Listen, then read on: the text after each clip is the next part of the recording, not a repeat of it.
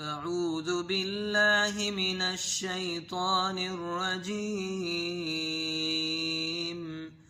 بسم الله الرحمن الرحيم. إذا زلزلت الأرض زلزالها وأخرجت الأرض أثقالها وقال الإنسان ما لها يومئذ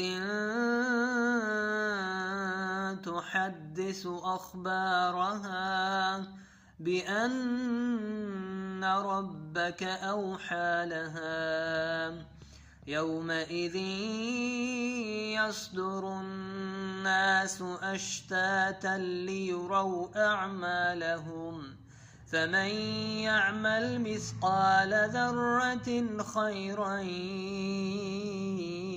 يره ومن يعمل مثقال ذرة شرا